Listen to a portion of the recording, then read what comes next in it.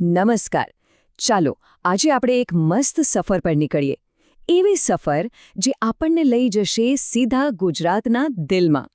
આજે આપણે વાત કરીશું ગુજરાતના જીવંત ધબકતા લોકમેળાઓની રંગીન દુનિયા વિશે. તો ચલો એક સવાલથી શરૂઆત કરીએ.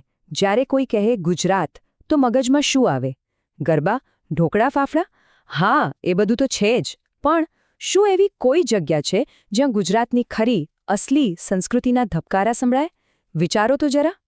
જવાબ છે હા, અને એ જગ્યા છે ગુજરાતના રંગબેરંગી અને જીવંત લોકમેળા. આ મેળા ખાલી ફરવા અને ખાવા પીવાની જગ્યા નથી હો.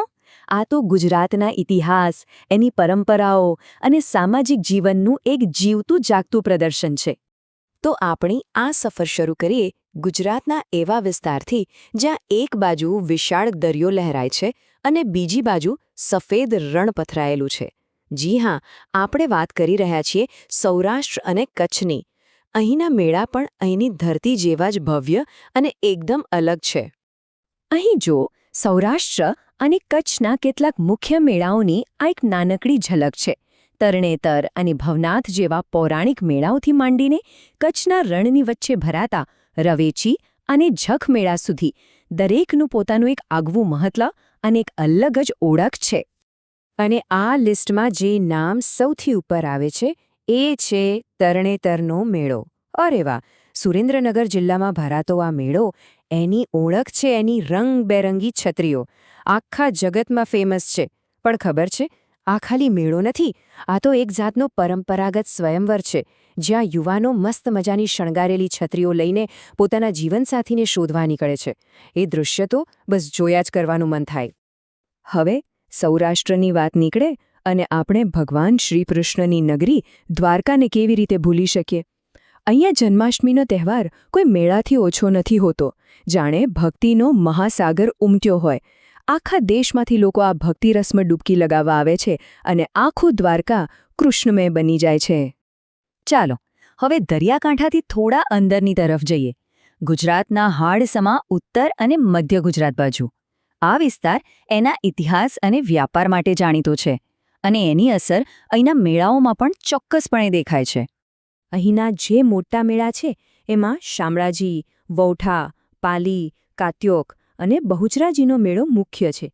આ દરેક મેળા મોટાભાગે કોઈને કોઈ મોટા યાત્રાધામ સાથે કે પછી જૂના વેપારી માર્ગો સાથે જોડાયેલા છે.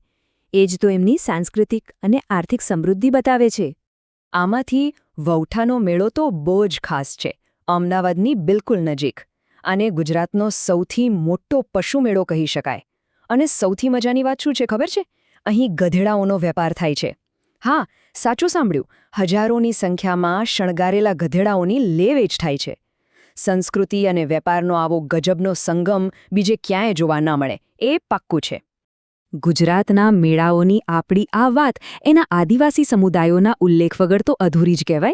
રાજ્યની જે પૂર્વ પટ્ટી છે ત્યાં યોજાતા આદિવાસી મેળાઓ એ તો એમની આગવી સંસ્કૃતિ, પરંપરાઓ અને જીવન જીવવાની રીતનું જીવંત પ્રદર્શન છે. જેમ કે સાબરકાંઠાનો ચિત્ર વિચિત્ર મેળો, કે પછી છોટાઉદેપુરનો કવાંટ મેળો, અને હા, દાહોદનો પ્રખ્યાત ગોળ ગધેડાનો મેળો તો કેમ ભૂલાય, જ્યાં યુવાનો પોતાનું શૌર્ય બતાવવા માટે એક થાંભલા પર બાંધેલી ગોળની પોટલી ઉતારવાની કોશિશ કરે છે. આ દરેક મેળો આદિવાસી સમાજની ઓળખ અને પ્રકૃતિ સાથેના તેમના અતૂટ બંધનની ઉજવણી છે.